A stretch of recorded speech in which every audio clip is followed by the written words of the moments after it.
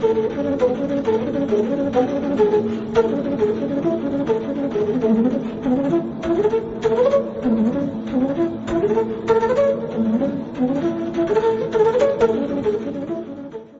Hello guys, welcome back to anime Tapri. और आज हम बात करने वाले हैं क्योजूरो रेनगोकू के बारे में, एके एन बाशिरा या फिर the flame Hashira. So guys, इस वीडियो में हम करने वाले हैं क्योजूरो रेनगोकू का कैरेक्टर ब्रेक डाउन। और इस वीडियो को आपकी बेटर अंडरस्टैंडिंग के लिए मैंने दो पार्ट्स के अंदर डिवाइड किया हुआ है। और इस वीडियो में मैं आपको प्रूव करके बताने वाला हूँ कि क्यों क्योजूरो रेनगोकू का जो कैरेक्टर है वो प्योरली रिप्रेजेंट करता है अ ट्रू वॉरियर को।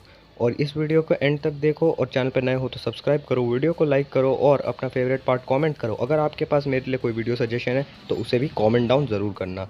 चलते हैं वीडियो की तरफ। सो दोस्तों, क्योजूरो रेनगोकू फैमिली से थे, जो कि काफ़ी ज़्यादा मानी जानी फैमिली थी, क्योंकि उन्होंने हर एक जनरेशन में बेस्ट से बेस्ट फ्लेम हाशिरास को प्रोड्यूस किया था।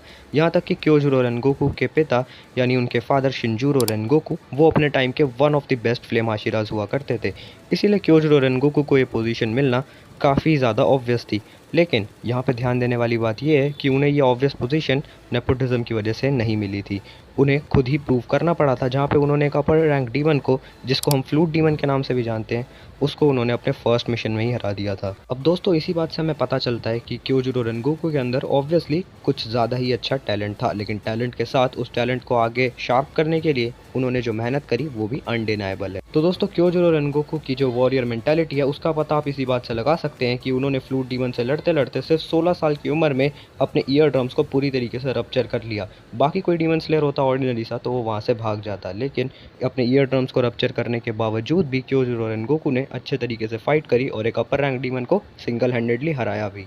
अब बात करते हैं डीमन स्लेयर की मूवी मुगेन ट्रेन के बारे में, जहाँ पे हमें क्योजूरो रेनगोकू का कैरेक्टर स्पॉटलाइट में दिखाया गया। इस मूवी के एंड में आप सबको तो पता ही है कि क्योजूरो रेनगोकू की डेथ हो ही जाती है, लेकिन उस टाइम पे उनकी उम्र सिर्फ 20 साल थी। यानी कि 20 साल की उम्र में ही वो एक फ्लेम हाशिरा बन चुके थे। और इससे भी ज़्यादा शॉकिंग फैक्ट ये है कि रेनगोकू एक काफ़ी ज़्यादा अच्छे टीचर भी थे। हालांकि वो काफ़ी ज़्यादा एक्सट्रीम ट्रेनिंग करवाते थे, इसीलिए उनके ज़्यादा सुगोकूस नहीं। लेकिन यहाँ पे सबसे ज़्यादा अगेन एक शॉकिंग फैक्ट आ जाता है कि मित्सुरी कानरोजी, जो कि लव पिलर है, जिसका जलवा आप सीजन 3 में देखने वाले ही हैं, वो खुद रेनगोकू की ट्रेंड एक स्टूडेंट है, या फिर सीधी भाषा में कहूँ तो रेनगोकू की सुगोकू है।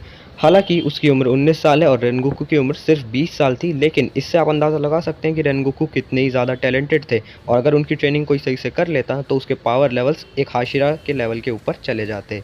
तो इसी के साथ हमारी वीडियो का जो फर्स्ट पार्ट था वो अब खत्म हो चुका है। हमने रेनगोकू फैमिली की और रेनगोकू की खुद की पूरी हिस्ट्री जान ली है। तो इसी के साथ बढ़ते हैं सेकंड पार्ट की तरफ।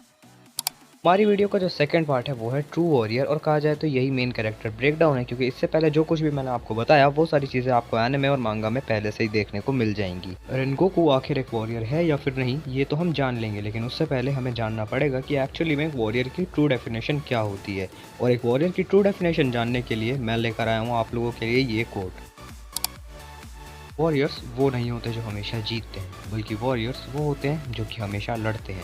अगर आप इस वाले कोड को सीधी सरल भाषा में ट्रांसलेट करोगे तो आपको पता चल जाएगा कि ये कोड और किसी के लिए नहीं बल्कि रेनगोकू के लिए ही बना है, क्योंकि डीमन स्लेयर वर्स में वो एक अकेला ऐसा कैरेक्टर है जो इसको 100% तरीके से सिग्निफाई करता है। मैं ये नहीं कह रहा कि जितने भी बाकी हाशिराज हैं वो किसी भी तरीके से इस कोड को सिग्निफाई नहीं करते, ऑब्वियसली वो भी ट्रू वॉरियर्स हैं ही, लेकिन रेनगोकू इसे जिस लेवल पे लेके जाता है उस लेवल पे कोई हाशिरा इसे नहीं लेकर गया। तक कि डीमन स्लेयर की अगर आप मांगा देखें या फिर एनिमे में मुगेन ट्रेन मूवी को देखें तो वहाँ पे आपको पता चलेगा कि जब अकाज़ा से उसकी फ़ाइट हो रही होती है तब भी उसका मेन गोल ये नहीं होता कि उसे अकाज़ा को हराना है, डेफिनेटली।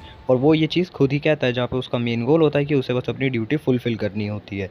और रेनगोकू की यानी फ्लेम हाशिरा की ड्यूटी होती ये है कि ट्रेन में जितने भी पैसेंजर्स हैं उन लोगों को उसे बचाना होता है। और रेनगोकू के कुछ टेम्पररी सुगोकूस जैसे कि जेनित्सु, इनोसुके और तांजिरो, इनकी प्रोटेक्शन भी अब उसी के हाथों में होती है। और एंड ऑफ द मूवी हम ये देखते हैं कि सनलाइट हो जाती है और अकाज़ा वहाँ से चला जाता है बिना किसी को हार्म करे, स्पेशली तांजिरो, इनोसुके और जेनित्सु, जिसकी वजह से हम ये नहीं कह सकते किसी भी तरीके से कि रेनगोकू अपने मिशन में फेल हुआ था, बल्कि ये कहना सही होगा कि रेनगोकू 100% अपने मिशन में सक्सेसफुल हुआ। जो एक लॉस उसके साथ हुआ वो था सिर्फ उसकी लाइफ का। और पर्सनली मैं ये चीज़ खुद मानता हूँ कि अकाज़ा वर्सेस रेनगोकू की जो फाइट थी मुगेन ट्रेन में वो one of the best animated fights थी। और एनिमेशन ही नहीं, उस फाइट की सबसे ज़्यादा ब्यूटीफुल चीज़ यही थी कि उस फाइट के अंदर रेनगोकू जानता था कि अब उसकी जान जाने वाली है, बट फिर भी उसने अपर मून 3 का सामना किया अपनी करंट स्टेट में। पर्सनली इस फाइट का वेक्टर मेरे लिए क्योजोरो रेनगोकू यानी कि द फ्लेम हाशिरा ही था, और ये 100% मैं कह सकता हूँ, क्योंकि इस मिशन में जो फेल हुआ था वो था अकाज़ा, क्योंकि उसको मिशन मिला था तांजीरो को मारने का, यानी द बॉय विद हानाफू द इयररिंग्स, लेकिन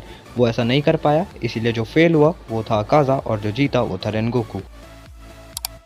सो गाइस, रिसेंटली आपने इंस्टाग्राम रील्स पे और यूट्यूब शॉर्ट्स पे ये ट्रेंड देखा होगा जहाँ पे रेनगोकू वर्सेस XYZ हाशिरा को काफ़ी ज़्यादा कंपेयर करा जा रहा है। अब एक हद तक पावर कंपैरिजन तो मुझे भी सही लगता है, लेकिन ये जो शिटी वीडियोस बना के इतने सारे मिलियन या फिर के में व्यूज़ ले जाते हैं, उसका कोई मतलब नहीं है, क्योंकि इन लोगों के लॉजिक से आखिर में हमेशा जीतेगा रेनगोकू ही। सो गाइस, इस वीडियो को मैं यही कंक्लूड करना चाहूँगा कि रेनगोकू का कैरेक्टर मैं नहीं जानता कैसा लिखा हुआ है या कैसा है, बट एक चीज़ तो श्योर है, दैट रेनगोकू का कैरेक्टर एक वॉरियर है। सो गाइस, ये वाली वीडियो आने वाली है 18 मार्च को, और 18 मार्च को होली है, ये मुझे अभी रियलाइज़ हुआ, तो मेरी तरफ से आप लोगों को एक काफ़ी ज़्यादा हैप्पी होली। और उससे भी ज़रूरी बात, ये 100 सब्सक्राइबर्स हमारे होने वाले हैं, सिर्फ 27 सब्सक्राइबर्स रहते हैं, तो जिन्होंने सब्सक्राइब नहीं किया, चैनल को सब्सक्राइब करो, वीडियो को लाइक करो, कोई सजेशन है तो कॉमेंट डाउन करो।